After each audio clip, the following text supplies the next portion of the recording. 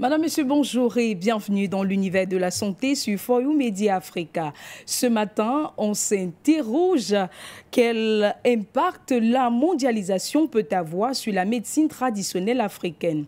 Cet impact peut-il être positif, négatif ou alors c'est un regroupement des deux? Nous ne tarderons pas à le savoir avec nos différents invités déjà présents sur ce plateau que je m'en vais les recevoir. Dr Bruno Okogo-Jacques-Edouard, bienvenue sur le plateau de Zoom Santé. Merci Madame Justine Fotso, c'est un plaisir encore pour moi d'être sur les ondes ou alors sur le plateau de Zoom Santé. Et aujourd'hui nous allons parler d'un thème qui touche les sensibilités des populations, notamment l'impact qu'il y a entre la mondialisation et la médecine africaine. Parce que aujourd'hui beaucoup de personnes se posent la question de savoir est-ce que ces deux mots ou alors ces deux éléments sont totalement en dissonance ou alors ils ont une approche totalement de collaboration. Je crois que tout au cours de cette émission, nous allons vous édifier, nous allons vous éclairer et vous apporter des solutions. Je vous remercie. Vous êtes médecin holistique, par ailleurs président de l'OCMH. C'est quoi cette coopération, autant pour moi, et quel est son rôle? Alors, l'OCMH, c'est l'Organisation des chercheurs médecins holistiques, qui est une association qui regroupe tout le personnel de la santé, les chercheurs, et comme son nom l'indique, médecine holistique. Donc, c'est une médecine globale dans la mesure où on ne traite pas seulement, ou alors on n'accompagne pas seulement l'individu dans un aspect physique ou alors visible. Il y a beaucoup d'éléments qu'on prend en compte, la culture, l'environnement, et même la partie psychologique, parce que nous nous sommes rendus compte que les populations aujourd'hui n'ont pas de thérapeutes, des psychothérapeutes, n'ont pas de psychiatres. Donc, il faudrait que ces éléments-là, ces individus, alors ce personnel thérapeutique puisse aussi accompagner, guider et consoler, sans oublier aussi l'approche spirituelle, parce qu'il y a des maladies aussi que on va à l'hôpital, on va rencontrer des thérapeutes, mais on ne trouve pas la solution. Donc, l'approche spirituelle aussi est une approche holistique, d'où le mot médecine holistique. C'est bien compris. Professeur Oubarazak, vous êtes rasosthérapeute, également président de l'ANTRASA, qui est l'Association nationale des praticiens de santé. Bienvenue. Merci beaucoup, Madame Justine Fotso, de m'avoir invité sur ce grand plateau Zoom Santé. Et avant cela, je vais vous donner une très grande nouvelle qui vient d'apparaître. Actuellement, le projet de loi portant les exercices de la médecine traditionnelle est posé au Parlement.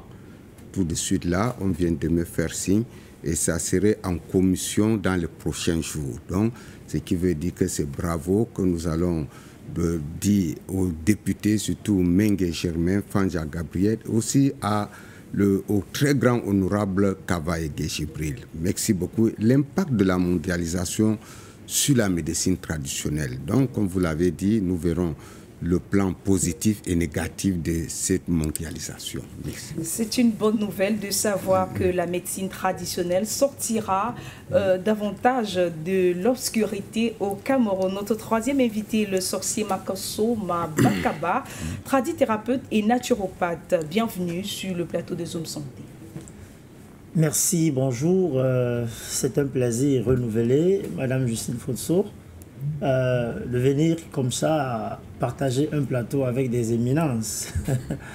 Donc, je pense que nous serons à la hauteur des attentes de nos auditeurs et que cela va nous servir pour le développement de notre chère Afrique. Moi également, j'ai foi que vous serez à la hauteur parce que vos ancêtres ont reproduit présent et vous ont envoyé sur ce plateau pour une mission. Madame, Monsieur, on plante le décor avec cet élément que la régie nous envoie.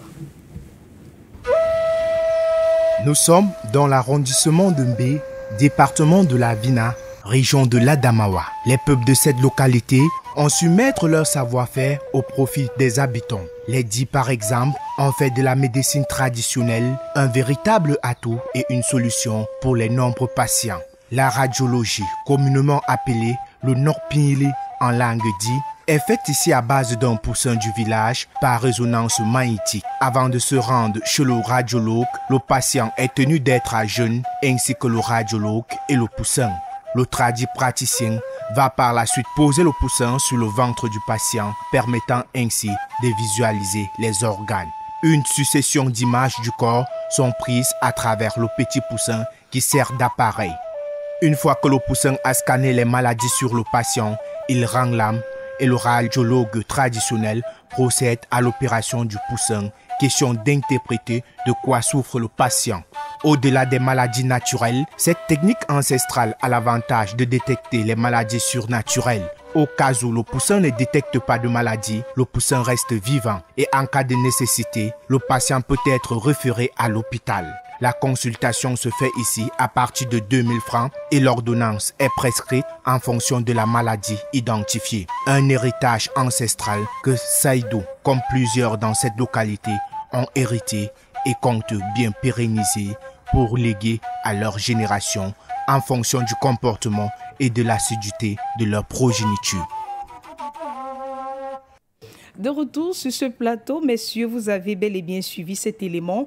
Je vais commencer avec vous, Prof Ouba, parce que non seulement vous êtes originaire de cette région-là, exactement. Et étant donné que vous êtes également rasosthérapeute, vous faites donc cette naturopathie. Quel regard, comment comprendre ces pratiques-là? Comment est-ce que vous pouvez nous expliquer davantage? Oui, ça, ma chère Justine Fosso, ce sont des pratiques ancestrales. C'est ce qui a été pratiqué depuis la nuit du temps. Malheureusement, lorsque les colons sont arrivés, ils ont tout qualifié ces pratiques de sorcellerie. Et beaucoup de ces acteurs ont été même tués, ont été séquestrés. Mais aujourd'hui, grâce à l'engouement, à l'association des tradipraticiennes dont je suis acteur, grâce aux multiples sensibilisations, nous faisons sortir tous ces connaisseurs de l'obscurantisme. Ici, c'est l'action, il s'appelle Baban Lami. Il est à la Vina, dans la Damawa. Donc, ils sont nombreux. Donc, ça, ce n'est que vraiment un parmi ce groupe de personnes, c'est héréditaire. Donc, ces pratiques existent encore? Non, ça existe, bien sûr. Avec ces pratiques, même si vous avez la fracture, vous avez une fracture, il suffit qu'il prend un coq, il casse la patte du coq, vous comprenez, il manipule, paf, vous êtes rétabli. Vous comprenez, sans aller même à l'hôpital, vous mettre les plâtres, tout cela. Si vous avez un mal, donc c'est le poulet, donc on appelle ça la pratique au poulet vivant. Donc lorsque vous avez un mal, ça escane maintenant, le poulet meurt du coup, pop. Et si ça ne meurt pas, c'est que vous êtes en santé, vous n'avez pas de problème. Et chez le Bamileke même, il y a un peu une pratique qui est similaire. Quand vous partez pour un rituel, vous mettez le poulet, le poussin sur la tête. Lorsque le poussin là tombe à terre, on sait que vous avez un problème. Lorsque le poussin reste jusqu'à la fin des invocations, des incantations, on sait que non, vous êtes quand même dynamique, vous n'avez pas de problème. Lorsque ça tombe, on perd le poussin et on verra de quoi vous souffrez. Et c'est à base de cela qu'on vous fera des remèdes. C'est la radiologie traditionnelle. Ça existe très bien. C'est bien compris pour vous. Docteur Borono, pour vous, que vous inspire cette pratique? Alors, je ne peux que féliciter l'approche ancestrale parce que de nos jours, on croit toujours que la médecine africaine est une médecine relayée au second rang ou alors relayée au second plan. Nous voyons déjà que nos grands-parents, nos ancêtres ou alors ceux qui nous ont précédés ont des techniques, ont des savoir-faire endogènes qui sont là, qui peuvent encore répondre valablement par rapport aux problèmes de société. Et je crois que c'est des personnes comme ça que nous devons recenser, c'est des personnes comme ça que nous devons encourager pour pouvoir déléguer, parce qu'on voit qu'il est déjà à la deuxième ou bien troisième génération. Maintenant, la suite, c'est quoi? Est-ce qu'ils vont donc déléguer ça aux générations futures qui peuvent continuer à perpétuer, ou alors à continuer à garder ces savoirs-là, de transmettre d'une génération à une autre? C'est la question qu'on se pose. Et je crois que si déjà on véhicule ce genre de message, si déjà on véhicule ce genre de connaissances endogènes, alors les jeunes générations vont s'y intéresser et de connaître dans la technique. D'où maintenant l'organisation des chercheurs de médecine holistique qui est là, qui met sur pied donc des acteurs qui vont accompagner, connaître que dans cette thérapie, qu'est-ce qu'il y a lieu de faire? Est-ce qu'il y a seulement le côté spirituel? Est-ce qu'il y a une partie aussi qui est scientifique, qui est académique? Et comment transmettre donc ce savoir-là à ceux-là, aux nouvelles générations qui peuvent aussi garder? Parce qu'aujourd'hui, si on a l'avion, c'est parce qu'il y a eu des ingénieurs qui se sont développés en académie au niveau de la NASA pour mettre sur pied cette technique. Maintenant, justement, Dr Borono, vous allez nous dire dans la partie conseil, comment est-ce que vous, au niveau de l'OCMH, vous travaillez de manière à ce que ces connaissances-là demeurent authentiques. Sorcier Bakaba, vous qui êtes également un garant de la tradition, est-ce que d'abord dans votre région, on sait que le Cameroun a plusieurs régions, est-ce qu'il y a des pratiques similaires dans votre région également, et qu'est-ce que vous pouvez dire par rapport à cette image? Voilà, moi je dis merci aux ancêtres parce que cet élément partagé aujourd'hui est en train de nous montrer que le travail que nous sommes en train de faire va porter des fruits, parce que en dehors d'être simplement tradithérapeutes, nous les invoquons tout le temps pour qu'ils viennent nous enseigner, parce que moi par exemple mon ancêtre le fait. Alors il vient nous enseigner cette technique que nous ne pouvons plus avoir maintenant. Alors quand je regarde une telle vidéo, je me dis voilà une réponse des ancêtres pour l'avenir de l'Afrique. Oui, chez les Bassards, en particulier les Ngolons chez nous, on utilise le poulet, on utilise la chèvre pour faire des traitements. Le docteur Razak le disait, professeur pardon, Razak le disait, si vous avez une fracture, on peut vous guérir à partir de la patte d'un poussin ou bien d'une poule. En particulier, c'est les deux choses qu'on utilise. Alors, mais on va même plus loin chez nous en faisant même des autopsies traditionnelles. Ça, c'est des choses qui ne sont pas connues, qui ne courent pas la rue. Mais les Bambombok font naturellement les autopsies qui permettent de déterminer la nature, c'est-à-dire, je veux dire quoi, l'origine de la mort de quelqu'un.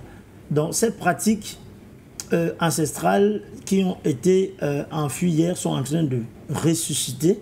Et je dis Dieu merci aux ancêtres également. L'Afrique est en train de reprendre sa force spirituelle telle que Simon Kibangu le disait, le prophète. Sorcier, vous vous réclamez être la réincarnation de votre grand-père. Est-ce à dire que ce don que vous possédez aujourd'hui est juste une, je dirais quoi, une transmission ou une révélation? Oui. Si ma maman était dans le plateau, elle aurait mieux expliqué ce que vous demandez. Je n'ai pas connu mon arrière-grand-père, Makasoma Chavo, ce grand homme-là qui avait 42 femmes. Je suis d'ailleurs le descendant de sa 42e femme. Donc c'est lui-même qui, quand ma maman a arrêté de faire des enfants, parce qu'elle a fait 11 enfants, le mannequin de Jésus est connu aujourd'hui, le prêtre Bakaba Étienne.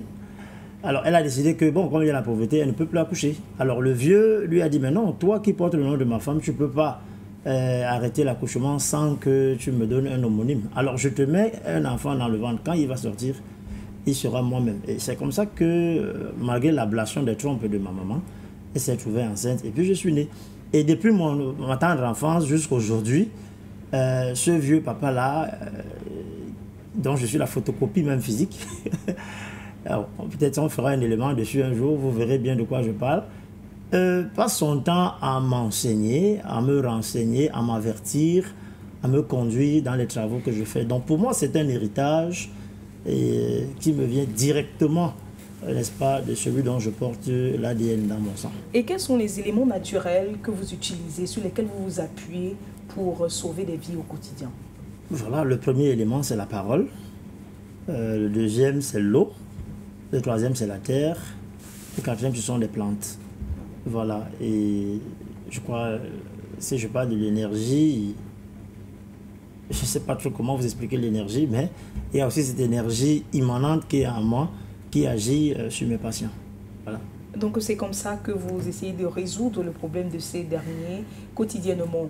On retient avec vous que votre savoir vous a été transmis par votre grand-père dont vous êtes l'incarnation. Docteur Borono, avec vous, on veut savoir, dans le cadre de la médecine holistique, au moins quels sont les éléments de base, les fondamentaux même, l'essence même de cette médecine, sur quoi elle s'appuie? Voilà, déjà, je vais commencer par une définition, d'accord? Le terme holistique vient de holos, qui est un mot grec qui veut dire global. Et la médecine holistique est une médecine globale. Cela veut dire quoi? Cela veut dire que l'individu est un ensemble d'éléments globaux. Si on entre un peu dans la compréhension, de l'homme. L'homme est composé de plusieurs corps. Et lorsque tu traites un individu seulement sur un aspect du corps, tu ne traites pas tout l'individu. C'est un peu comme quand quelqu'un a une carie dentaire. C'est tout le corps qui souffre. Il a mal à la dent, il a un problème de dent, mais c'est tout son corps qui souffre. Il a le problème de nez, il a mal à la tête, il n'arrive pas à dormir. Donc cela veut dire que dans la médecine holistique, si un individu souffre et qu'on traite seulement un côté physique, le patient n'aura pas de solution.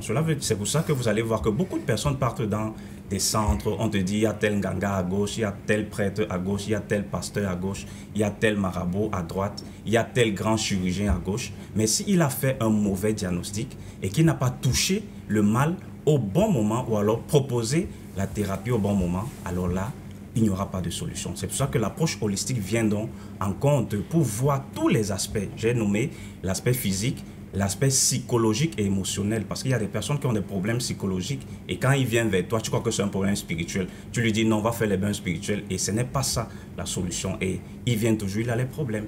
Il y a d'autres qui ont des problèmes psychiatriques. Vous allez voir que en Afrique aujourd'hui, on ne consulte pas des psychologues, on ne consulte pas des psychiatres. Donc, il faudra aussi passer par une consultation psychiatrique pour voir si ce n'est pas des problèmes de démence. Est-ce que le patient n'a pas eu des antécédents dans sa famille, quelqu'un qui avait manifesté la folie?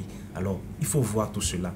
Il y a maintenant l'approche environnementale, connaître les quartiers. Est-ce qu'un malade qui vient peut-être de Bonabéry a le même problème qu'un malade qui vient de Bonapriso? Est-ce qu'un malade qui vient de Neubel a le même problème qu'un malade qui vient de Bonamoussati? Donc, on doit connaître l'environnement.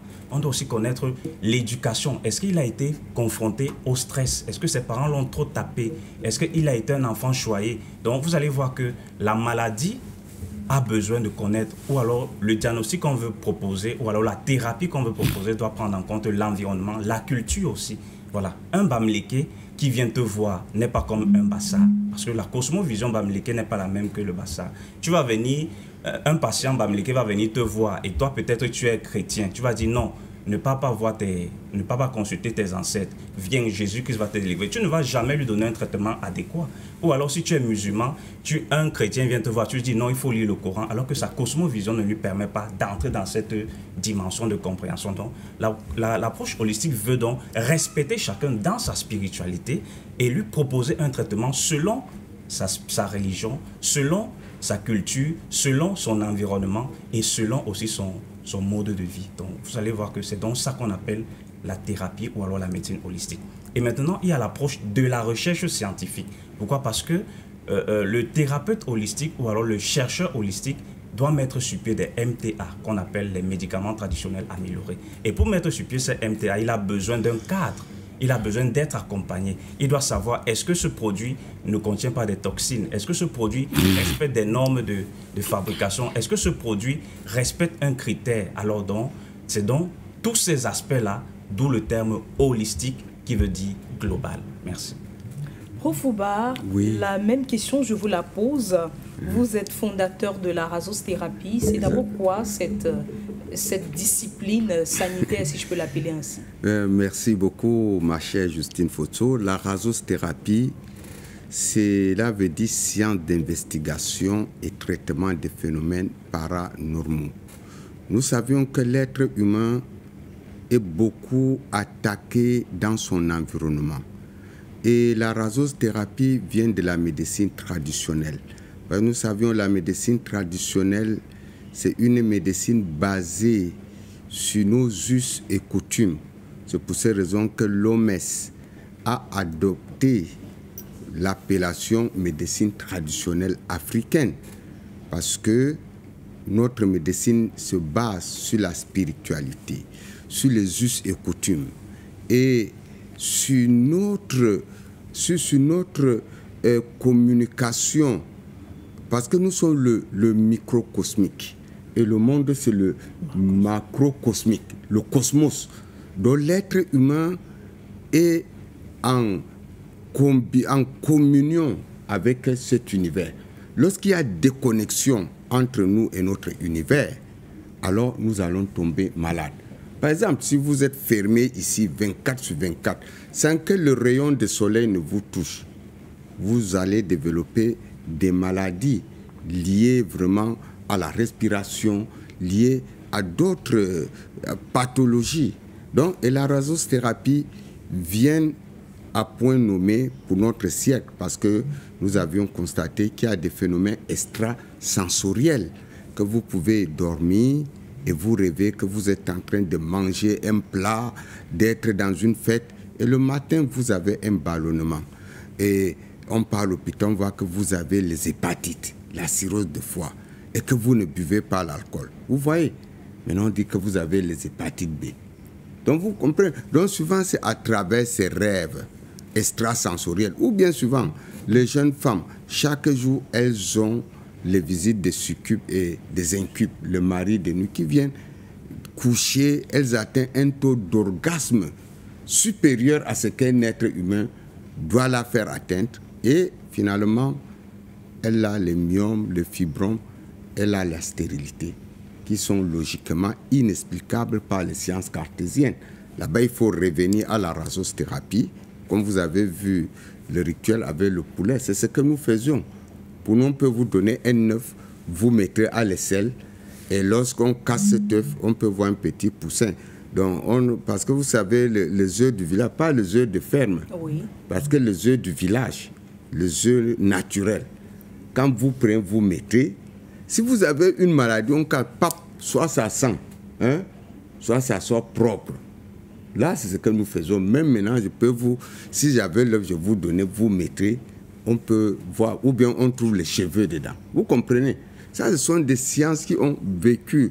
Nos ancêtres n'avaient pas besoin d'aller faire la radio, les scanners, tout ça. C'est des trucs qui sont apparus au XXe siècle, là, hein, dans les années 70. Oui. Donc, vous comprenez, donc la rasothérapie, c'est une science d'investigation et traitement des phénomènes paranormaux qui a été créée même par moi-même. Quand vous frappez Google rasothérapie, vous verrez professeur Ouba, parce que ça vient de mon nom, Razak. Vous comprenez? Voilà. Tel a été, on a bien compris, Prof Ouba. Est-ce que ce savoir vous a été également transmis par vos ancêtres? Belle question. Vous savez, nos parents étaient des nomades à Oussa. Et chacun connaît que partout dans le monde, quand vous passez, il y a toujours un quartier à Oussa. Et nos parents n'avaient autre chose qu'ils faisaient, c'était la médecine. Guérir. Parce que même maintenant, quand vous dites qui ont amené même la médecine traditionnelle, on voit l'homme à Oussa, on sait que c'est un guérisseur, c'est un magicien, il a tout. Ça reste dans la psychologie. Donc, nos ancêtres, avant que les Blancs n'arrivent, ne jaillissent, donc, c'était vendre les remèdes. Comme vous voyez souvent, certains vendent les remèdes dans le bouteille. Voilà, donc c'est comme ça, là, depuis la nuit du temps. Oui, vous comprenez. Donc, on connaît les remèdes. Donc, pour nous, c'est de génération en génération. Et aucun Naoussa, aucun Sahélien ne peut vous dire que il part à l'hôpital. Ce n'est que maintenant, là, avec beaucoup de campagnes, aller à l'hôpital, quand vous voyez nos femmes n'accouchent pas par césarienne. Même à l'hôpital. Du moins difficilement. Difficilement, oui. Voilà. Vous comprenez? Souvent, même les médecins s'étonnent. Ici, on dit, vos filles à Oussala, lorsqu'elles viennent, elles accouchent, elles ne crient même pas. Et comme d'autres crient, oh, vous comprenez? Parce qu'on a des décoctions, on donne à la femme et à la jeune fille, elle boit, ça nettoie tous les albumines, tout. Donc, vous comprenez? Donc, pour nous, c'est héréditaire et c'est dans le sang. Le prof Ouba a bien fait de mentionner l'aspect de médicaments. Et qu'on soit du côté de la tradithérapie ou alors de la rasothérapie ou encore de la médecine holistique, chacun dans son domaine utilise des médicaments pour traiter des patients. Comment ça se passe? Je vais commencer avec vous, sorcier. Vous avez dit que votre grand-père vous révèle. Est-ce que même la posologie ou alors le type de médicament, c'est toujours fait par révélation? D'accord. Bon, déjà, je voulais lever l'équivoque. Nous utilisons le remède et non le médicament. Le médicament, c'est autre chose. Mais le remède... nous éclairer, c'est quoi la différence donc entre la différence entre le remède et le médicament, c'est que le médicament, lui, il vient résoudre un problème local dans le corps en vous laissant des toxines qui vont vous créer d'autres maladies. C'est ce que la médecine conventionnelle, dite moderne, utilise. Parce qu'ils ont des toxines et des produits chimiques qui sont dans leurs histoires là. Vous avez mal à la tête, on vous donne un para, mais après ça vous donne, je sais pas moi, des faiblesses sexuelles ou bien la cirrhose de foie et tout ça. Alors, par contre, nous, les tradithérapeutes, nous utilisons le remède qui vient du mot remédier. Donc, nous venons, quand on vous donne notre remède, il vient résoudre un problème global dans le corps parce que Dieu a si bien créé l'être humain avec les anticorps qu'on appelle les soldats du corps, les leucocytes T4, T8 et autres, qui sont là pour protéger naturellement le corps. Alors, quand votre système immunitaire est défaillant, vous faites la maladie. Le remède, lui, il vient donc remédier à cette défaillance du système immunitaire pour que vous vous sentiez globalement en santé. Alors, quelqu'un va vous dire, j'avais mal à la tête, j'ai bu le charbon, mais même les orteils qui me faisaient mal, je n'ai plus mal là-bas. Mais on dit, mais ton remède là soigne tout, finalement, c'est parce qu'ils ne comprennent pas la différence entre justement le médicament et le remède. Donc, merci pour la précision. Maintenant, voilà. Je disais tantôt, les médicaments, comment ça se passe? Est-ce que ça se fait toujours par révélation? Certaines, il y a des patients que les ancêtres, pas seulement en cas Chavo seul, mais les ancêtres me révèlent. Par exemple, je me souviens d'une dame des brasseries, je ne veux pas citer son nom ici. J'étais couché chez moi, on me dit, ah voilà, son pied est pourri et tout. Tu vas aller à une banque, tu vas la trouver. Quand tu la trouves, donne-lui ton numéro, elle va t'appeler. Voilà comment tu dois la soigner. Je ne sais pas si elle est même en direct, elle va voir. Alors, je l'ai rencontrée comme ça. J'étais assis, elle est venue devant moi. J'ai vu son pied bandelé avec l'eau qui coulait là. J'ai dit, hey, mais c'est ça que j'ai vu dans mes rêves. Je me suis approché, je lui ai même proposé mon aide. Je suis parti, j'ai fait 3 jours. 3 jours après, elle m'appelle. Et quand elle m'appelle, elle était désespérée parce que tout le pied était pourri, déchiré à partir de la cuisse en descendant. Alors moi, je n'avais pas eu peur parce qu'on m'a montré ce que je devais faire. Je suis allé chercher ces ingrédients que j'ai préparés et pendant un bon mois, j'ai rétabli entièrement sa jambe et si elle était là, elle pouvait, n'est-ce pas, témoigner. Mais on va passer, donc ça, c'est le premier. Il peut arriver donc que les ancêtres me révèlent cela, mais avec l'expérience, parce que ça fait quand même près de 26 ans que je soigne les gens, voyez-vous. Je crois que j'étais en classe de 4e ou 3e, je ne sais plus bien. Alors j'ai commencé à traiter les gens très tôt parce que cela m'a été donné. Il peut donc arriver aussi avec mon expérience personnelle, parce qu'il faut maîtriser son environnement. Voyez-vous, devant même la cour, vous avez des petites herbes là qui sauvent tellement, vous n'avez pas besoin de sortir de chez vous. Donc cette connaissance, je l'ai reçue aussi des conseils de la grand-mère, des conseils de mon père, parce que lui-même il traitait. Voilà. Mais mon expérience personnelle également m'a permis de découvrir certaines choses. Et je fais aussi des échanges, bien sûr, avec d'autres praticiens, ce qui permet d'utiliser certains éléments autour de moi pour aider les gens. Donc, une bonne collaboration entre les maillons de la chaîne. Docteur Borono, à votre niveau, cette médecine qui attaque de manière globale le corps humain, comment est-ce qu'on fait pour avoir des médicaments dans ce secteur-là? Est-ce qu'on utilise les médicaments tant de la médecine moderne que ceux de la médecine dite traditionnelle ou alors? Voilà, déjà dans l'approche holistique, comme j'ai dit, c'est une approche globale. Le sorcier Bakaba parlait du remède et moi je voudrais aussi ajouter ce qu'on appelle l'alicament. Oui. Parce qu'il y a le médicament, il y a le remède et il y a l'alicament. L'alicament vient de l'alimentation. Comment manger? On ne mange pas bien, on mange très mal. Vous allez voir qu'aujourd'hui, quelqu'un peut se réveiller, au lieu de prendre, comme on dit souvent, pour bien manger, il faut manger au moins un fruit et légumes par jour. Combien de personnes mangent un fruit et légumes par jour? Déjà, c'est la question. On mange très mal.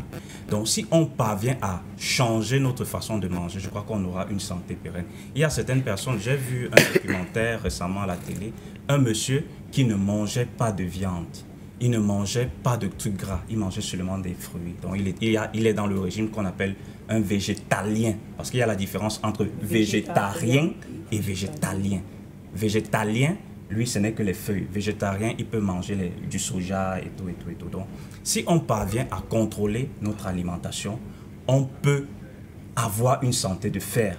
On peut même garder la jeunesse éternelle parce qu'il y a certaines personnes, tu vois, on te dit qu'il a 45 ans, tu vas croire qu'il a 15 ans. Pourquoi? Parce qu'il a des procédés internes qui lui permettent à travers l'alimentation d'avoir ce qu'on appelle l'églicie de longue vie. Donc il réussit à bien combiner son alimentation, du moins ses aliments, de manière à être bien portant, à être sain. Donc la clé ici, c'est l'alimentation. D'abord, la clé, c'est l'alimentation. Je vais donner juste une astuce à nos téléspectateurs, de consommer pendant une semaine des fruits. Vous allez voir, énergétiquement parlant, même spirituellement parlant, vous allez produire des miracles. Vous allez rayonner d'une manière incompréhensible. On va dire que tu es sorcier, on va dire que tu as les remèdes, comme on dit souvent entre guillemets, mais ce n'est que ton alimentation. Donc, et maintenant, dans l'approche holistique, comme j'ai parlé, c'est une approche globale. Donc, on prend en compte la nutrition, l'alimentation. Et maintenant, vous voyez que les plantes naturelles, c'est quoi? C'est l'approche végétalienne. Et il y a ce qu'on appelle dans le processus comment on appelle encore l'élément qui rend les plantes vertes là? La photosynthèse. La chlorophylle. Vous allez voir que photosynthèse. Oui, le processus. Et la chlorophylle est un élément très important dans le rajeunissement et dans la santé. Vous allez voir que vous allez voir aussi que les plantes, c'est du vert, c'est la chlorophylle. Donc, ce qui veut dire que quand quelqu'un consomme essentiellement à base de plantes, comme on dit souvent entre guillemets bio, vous allez voir que la santé va revenir naturellement. Tout à fait, c'est bien compris, Prof. Barazak. Au niveau de la razosthérapie, dans votre science, les médicaments, comment ils sont, du moins les remèdes, est-ce qu'ils vous sont révélés également, ou alors c'est le fruit de plusieurs années de recherche, des connaissances diverses? Merci beaucoup, ma chère Photo. Vous posez toujours de belles questions. Vous savez, il y a des connaissances acquises par révélation et des connaissances aussi dont la nature nous enseigne. Et aussi il y a des connaissances que les ancêtres nous ont montré l'initiation. Par exemple, vous allez voir, nous nous sommes levés, nous savions que pour manger du macabo, il faut préparer. Lorsque vous mangez cru, vous aurez des problèmes au niveau de la langue. Hein? Vous comprenez, personne n'est venu nous enseigner ça dans une faculté de médecine ou comment. Donc, on sait que pour préparer consommer, voilà, il faut préparer. Oui. Voilà. Donc, aussi, nous avions des plantes que le matin, ça vous donne ce qu'on appelle les signes diurnes. C'est-à-dire, vous sentez le matin, cela vous dégage un parfum. Vous comprenez? Donc, nos ancêtres savent qu'en ce moment, la plante-ci est en activité. Donc, il y a le moment favorable même de la cueillette. Donc, on ne cueille pas n'importe quelle plante comme ça. Donc, c'est tout ça qui font la razosthérapie. Donc, le matin, lorsqu'on se lève, lorsque nos parents se levaient à 5 heures pour aller cueillir une plante là, on dit avant 8 heures, il faut que, parce que lorsque 8 heures arrivent, elle ne dégage plus l'odeur. Donc, les substances sont entrées à la racine. Donc, pour toucher la racine, il faut attendre peut-être 13 heures. Parce que le soleil a fait fondre toutes ces substances se cachées à la racine. Donc, on peut avec 16 heures, 15 heures creuser la racine. Vous voyez, mais si vous ne connaissez pas tout ça, ma chère Justine, vous allez cueillir une plante là, c'est assassiner la plante. Et finalement, la plante n'aura plus sa vertu thérapeutique. Donc, il y a des moments favorables. Donc, en razosthérapie, on travaille avec le cosmos, comme je vous ai dit, oui. Le mouvement du soleil. Quand vous voyez souvent, on dit que bon, allez avec tel poulet, comme vous avez vu, sur cette plante, avant de prendre une racine ou une feuille, il faut jeter un poussin. C'est pour distraire les entités qui sont autour. Souvent, ces plantes sont protégées par les termites. Vous comprenez, non? Les termites. Souvent même, c'est les ruches d'abeilles. Oui. Hein? Vous comprenez, souvent même, c'est des animaux féroces. Donc, on jette le poulet comme sadaka. Oui. Et vous verrez que toutes ces entités-là, maintenant, les cris de ce poulet font en ce qu'ils s'endorment. Et nous, maintenant, on vient cueillir la plante. Sans ça, les abeilles vont vous poursuivre. Ou bien vous allez entrer dans une termitière. Hein? Ou bien même un animal féroce viendra vous chasser. Donc, vous comprenez, la razosthérapie a distingué les plantes qu'on donne aux enfants. On ne peut pas donner à un bébé une racine. Donc, il y a les feuilles rampantes que vous voyez nos mains, ma sœur même avec, oui. Voilà, et donner à la femme grosse, aux enfants. Donc, on ne peut pas donner une écorce de baobab à une femme grosse ou un bébé. Donc, tout ça, c'est codifié, madame. C'est bien compris, Prof Oba. À vous entendre, cher monsieur, on se rend compte que la nature est certes fournie en termes de végétation. Elle a plein d'essences, mais ces essences ont un code ou encore ont des règles. Il ne faut pas transcender, du moins enfreindre ces différentes règles au risque de ne pas avoir la solution qu'on veut. Exactement. Nous allons à présent répondre à notre interrogation centrale du jour. Et pour que nous ayons le même niveau d'écoute avec tous ceux qui nous regardent, nos téléspectateurs, le vocable mondialisation ici sera utilisé comme changement, modification, innovation ou encore modernisation. Alors, dites-nous, cher monsieur, comment est-ce que la globalisation a impacté d'abord de manière positive vos différents secteurs d'activité? La parole est à qui veut la prendre. D'accord, je pourrais dire que la globalisation a impacté d'abord d'une partie positive. Pourquoi? Parce que nous pouvons voir qu'il y a eu une compréhension, une communication d'abord concernant la médecine africaine, dite traditionnelle. Il y a eu, avant, on ne pouvait pas parler de la médecine traditionnelle n'importe comment. Les médecins traditionnels ou alors les naturopathes étaient considérés comme des sorciers. On ne les voulait même pas dans les milieux publics. Ils étaient toujours, quand on les voit, on devait toujours les voir un peu trop laids, trop affreux et tout. Mais la communication à travers des plateformes comme les télévisions, à travers la radio, où les acteurs ont commencé à se placer au devant de la scène, à prendre les moyens de communication, à prendre les rênes pour parler de cette médecine qui est une médecine à part entière, qui a ses codes, qui a sa déontologie, qui a son éthique et qui a ses savoir-faire. Donc je crois que la mondialisation à travers l'approche communicationnelle est quelque chose de positif. La mondialisation aussi à travers aussi l'approche éducative du genre, on peut voir déjà qu'au niveau du ministère de la Recherche scientifique qui collabore avec les acteurs dans la mesure où on peut créer des journées de la recherche scientifique, le GRC. Et il y a des associations, notamment Antrasa, qui est l'une des associations qui a signé un protocole d'accord de collaboration, et d'autres associations vont suivre, dans la mesure où la médecine africaine va entrer aussi dans l'approche des recherches scientifiques et en collaboration avec les différentes facultés de médecine. Il y a aussi l'approche maintenant de l'innovation. Parce que parmi nous, il y a des gens qui ont des brevets d'invention. Il y a des gens qui ont mis sur pied des protocoles endogènes pour soigner. Et on ne peut pas te donner une reconnaissance tant que on n'a pas testé tes produits, tant qu'on n'a pas mis sur pied un diagnostic ou alors un contrôle. Parce que moi, je dis toujours, le fait n'est pas de dire que j'ai des produits efficaces. Il faut qu'on ait 1, 2, 3, 4, 5, 10 personnes qui témoignent de l'efficacité de ton produit. Et là, maintenant, en collectivité, peut-être avec tous les présidents d'associations, on s'associe, on dit, OK, tel a un produit efficace et on peut le propulser, le mettre un peu en avant. Donc, je dis, avec l'approche d'innovation déjà, on est déjà en train de voir que la mondialisation nous aide. Et pour en chuter, donc, il y a l'approche maintenant de brassage de compétences. Parce que avec déjà une vision nouvelle, avec déjà une compréhension nouvelle que on dit non, on est en train d'aller en avant. On doit marcher main dans la main. On doit s'unir. Même si tu diffères de moi, tu as une autre approche de la médecine, on a toujours besoin de toi. Parce que si tu dis quelque chose qui parle pour la médecine africaine et qui veut la valoriser, alors nous devons tous marcher main dans la main. Et je crois que la nouvelle vision nous appelle à aller tous ensemble et à faire comprendre au monde entier que la médecine africaine est une médecine à part entière. Merci. Sorcier Bakabar, à votre niveau, qu'est-ce qui a peut-être changé dans la façon de faire? Voilà, en rajout, parce que certaines des choses qu'il dit rejoignent, n'est-ce pas, mon domaine.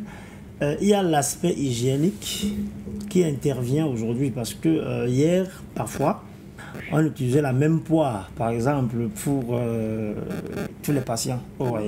Avec la communication, on a compris que certains germes peuvent se transmettre à travers la poire, donc il ne faut pas. Il faudrait que chacun utilise sa poire pour limiter les dégâts, les transmissions. Mais il y a aussi, je vais dire, l'aspect complémentaire. Pourquoi? Parce qu'il y a certains diagnostics qu'on fait à l'hôpital Mais l'hôpital ne peut pas soigner. Hein. Donc on fait à l'hôpital et qui sont difficiles à faire de façon traditionnelle, mais à partir des résultats des tests que nous avons reçus, n'est-ce pas, de l'hôpital, on parvient maintenant à apporter le remède adéquat aux patients. Donc c'est une bonne chose. Mais aussi, ça a permis, n'est-ce pas, de démystifier. La mondialisation a permis de démystifier un peu, parce qu'il parlait de la sorcellerie tout à l'heure. Alors, de démystifier dans l'esprit des Noirs, ou même de la communauté mondiale, l'aspect négatif, n'est-ce pas, de la médecine africaine, de qui cette est bonne pratique, très efficace, de cette bonne pratique, et qui soigne vraiment de nombreuses personnes au quotidien. Exactement. On voit des personnes qui se déplacent un peu de partout pour venir, même de manière cachotière, se faire soigner. Prof Oubarazak, avec vous, on va essayer de comprendre. Est-ce qu'il y a des pratiques qui avant se faisaient et qu'aujourd'hui, ou à cause de la mondialisation, elles ont malheureusement disparu? Merci beaucoup, ma chère Fosso. C'est vrai, parce que moi, mon mondialisation dans le domaine de la médecine traditionnelle, je me dis que c'est péjoratif.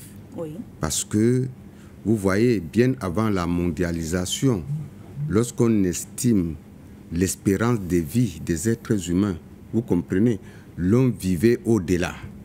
Nos ancêtres vivaient, ils avaient des capacités. Quand vous voyez les chemins de fer, ce n'est pas les engins. Mais maintenant, quand vous voyez les anciennes routes, les anciens axes, c'était avec des mains. Pourquoi les gens... Parce que nos ancêtres là vivaient bio. Ils vivaient avec la nature. Mais à un moment, on est venu leur dire que non, ce que vous faites là, ce n'est pas hygiénique. Pour manger, il faut les cuillères. Il faut prendre la cuillère, être à table. Vous comprenez? Là, ça déconnecte plus que les mains là. Quand les empreintes là, chaque empreinte digitale a une substance. Quand vous prenez le taro avec la main, vous mangez. Donc, la combinaison entre l'empreinte digitale et la soupe du taro et la langue donne encore une vibration aux cellules du corps. Exemple, prenez la cuillère, vous trempez dans une soupe. Ça passe une nuit. Et mettez la main dans la soupe. La même soupe. Vous verrez, le lendemain, la soupe serait un peu acide. Et pour la cuillère, il n'y aura rien. Donc l'acidité de la main, là, c'est thérapeutique. Parce que là, l'estomac travaille cette nourriture. Mais avec la mondialisation, on nous dit non. Pour manger maintenant, ne mangez plus en commun. Hein, mangez chacun son plat. Hein. Peut-être Justine a 12 bouchées de riz. Donc, tu manges, tu n'es même pas rassasié. Tu veux manger comme ceux-là qui ne sont même pas de nos cultures. Mais quand vous partez dans la région sahélienne, quand c'est le riz, on met, chacun lave la main, on mange. Tu n'as pas à dire qu'il a le microbe, il est machin. Non, on mange. Et la main là, c'est thérapeutique. Donc on est déjà déconnecté. La mondialisation nous a déconnectés de cela. Vous comprenez? Parce que lorsqu'on vit ensemble et qu'on mange, alors on cause. Hein, il y a l'appétit, on se voit. Oui, je vois Boyono, il me regarde, on mange, on blague. La nourriture entre et les cellules aussi adhèrent. Hein, et après, on boit un peu la bouillie. Mais maintenant, avec la mondialisation, on vous dit il faut boire du champagne de 800 000. Il faut boire même l'alcool. Vous comprenez? Et ça développe l'obésité. Vous comprenez? Ça développe beaucoup de maladies, les hépatites. Vous comprenez? Donc, et maintenant, dans le secteur des pratiques, du moins du traitement, comment est-ce que vous traitez les malades, la manière avec laquelle vous traitez les malades, est-ce qu'il y a également des pratiques qui ont peut-être disparu ou alors qui sont en train de vouloir disparaître? Non, toutes ces pratiques étaient disparues. Maintenant, nous faisons tout et tout de les surgir parce que, comme a dit mon confrère, Dr Boyono, qui est un membre d'Antrasa. Oui. Bon, vous comprenez? Donc nous avons signé des conventions avec l'INPM. Parce qu'avant, on nous voyait comme des féticheurs. Mais maintenant, comme le président de la République, son Excellence Paul Biya, a vu que lors du Covid, là, non, on a expulsé le Covid hors du Cameroun et hors de l'Afrique. il a instruit à l'Assemblée qu'on crée le reposant, dont je suis l'un des secrétaires techniques. On vient de m'envoyer. Le projet de loi est actuellement au Parlement. Ça sera débattu demain. Donc vous voyez, la session parlementaire a été ouverte et s'est ouverte. Voilà, donc vous comprenez. Donc c'est maintenant, avec la mondialisation, la reconnaissance, nous sommes en train de surgir. Notre remède serait maintenant dans les pharmacies. Donc on parle du bienfait aussi de la mondialisation. Dans les pharmacies des Blancs, comme on le dit, il y aura un rayon pharmacopée. Que nos produits, après avoir passé par l'INPM, on doit exposer dans les pharmacies. Tu pars à l'hôpital général, on peut te dire, va prendre le produit de Dr Bakamba ou de Dr Boyono. Le médecin te prescrit. Nous-mêmes, nous aurons nos délégués commerciaux. Ils sont déjà, on est en train de les former. C'est bien donc compris. Voilà, c'est que la mondialisation et aussi le média, comme a dit Dr Boyono. Les moyens de communication qui permettent à ce qu'on vulgarise davantage les différents savoirs. Parce qu'il faut dire que la médecine traditionnelle, c'est aussi de la recherche, parce qu'il y a beaucoup qui font de la recherche. Maintenant, vous, pour sortir, en tant que garant de la tradition, comment est-ce que vous comptez conserver ce savoir, pérenniser ce savoir de manière à ce qu'il garde son authenticité au fil des années et pour que, comme on dit, nos enfants qui vont arriver puissent toujours bénéficier de cette médecine-là? Alors, selon moi, je pense qu'on doit créer un comité d'éthique de valeur, parce que pour que ce savoir, pour que ces connaissances-là puissent être pérennes, nous devons déléguer à des personnes qui sont dignes. Et pour créer un comité d'éthique, il faudrait que chaque président d'association ou bien chaque membre, chaque organisation puisse recenser parmi les acteurs ceux qui sont vrais, ceux qui sont responsables et ceux qui sont sérieux, afin que, même si c'est dans la jeunesse, on puisse leur dire que voilà, on peut compter sur 10 qui ont reçu vraiment une bonne formation, et à travers aussi des formations continues, on peut compter sur 10 qui ont reçu une formation, que ce soit une formation spirituelle, une formation émotionnelle et une formation humaine. Parce que la formation spirituelle, c'est bien, on nous montre comment traiter, on nous montre comment combiner. Quand je parle de la formation spirituelle, c'est aussi la formation initiatique. Et maintenant, la formation émotionnelle. Comment répondre? Tu as tu as un multimilliardaire qui est venu vers toi. Est-ce que tu vas réellement dire que non? Toi, le traitement, par exemple, c'est 50 000, c'est un exemple. Ou alors, tu ne vas pas surenchérir. Il faut être émotionnellement stable pour ne pas trembler devant ce qu'on va te proposer. Et il faut aussi être humainement acceptable. Il faut aussi être humainement stable parce que tu dois aussi te placer. Tu dois te dire, et si c'était moi à qui on demandait cela, est-ce que je pourrais le refaire? Donc, il y a beaucoup de critères que nous devons mettre en place afin de garder ce savoir-faire, afin de préserver ou alors afin de retransmettre à d'autres générations futures. Sosé Bakaba, à votre niveau, quelles mesures proposez-vous? Au niveau, la première mesure, ça paraît amusant, mais moi je suis futuriste, c'est de faire beaucoup d'enfants en Afrique à qui on va transmettre ces valeurs. Parce que chez nous, la tradition est orale. Elle se transmet de père en fils, de mère en fille, de génération en génération. Je dis bien, elle est orale. Nous n'écrivons rien parce qu'on ne veut pas trahir, n'est-ce pas, l'authenticité de ce que nous faisons. Et pour garder cette authenticité, il n'y a pas un autre moyen que de le donner aux humains. Alors, pendant que je suis là, je forme mes enfants qui auront à former leurs enfants et justement, cela va être pérennisé. Ça, c'est de deux, là, c'est l'aspect négatif qui est en train de détruire notre travail. C'est qu'on est en train de détruire toutes les essences parce qu'on veut construire des maisons. Il faudrait aujourd'hui qu'on pense à la conservation. Il faut qu'on pense à la conservation de certaines forêts parce que tant qu'il y a la forêt quelque part, les ancêtres eux-mêmes vont planter les essences dedans. Et alors, il faut qu'on réserve vraiment des zones sacrées. Dans d'autres villages sérieux, on parle de forêts sacrées. Il faut que ces forêts sacrées où les temples sont, des temples de nos ancêtres sont construits, qu'on les laisse intacts et qu'on aille faire le développement autour. Ça va permettre que le Lonkana ne va pas disparaître, par exemple, le Bibinga ne va pas disparaître, qui est essentiel au moins pour 150 maladies. Donc, voilà un autre aspect.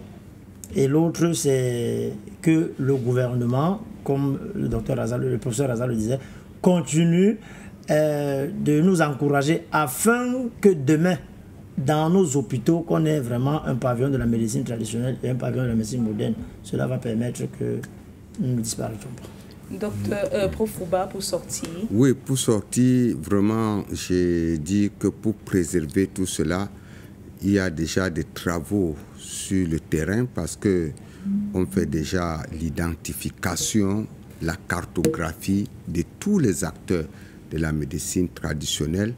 Et en collaboration avec l'INPM, nous préparons à sortir un catalogue, donc comme un Vidal, qui contiendra toutes les techniques de guérison. Ça, c'est pour laisser à la génération du futur, parce qu'avant, nos ancêtres étaient des illettrés sur le plan occidental, pas illettrés, oui, l'africaine, parce qu'il y a illettrés, donc ils étaient illettrés sur la langue occidentale, mais ils étaient des connaisseurs en leur environnement. Donc maintenant, nous essayons de traduire leurs connaissances en langue française, anglaise, arabe, tout ça, même en chinois. Pour vulgariser davantage. Voilà. Docteur Borono, merci d'être passé par ici. Je rappelle à nos téléspectateurs, vous êtes médecin holistique, président de l'OCMH, sorcier Makasso Bakaba. Merci également. Vous êtes radithérapeute et naturopathe. Au professeur Ouba Razak, merci infiniment d'être passé par ici. Fondateur de la Razosthérapie, par ailleurs président de l'Antrassar. Madame, Monsieur, merci de nous avoir regardés. À la partie technique, un grand merci également et à la semaine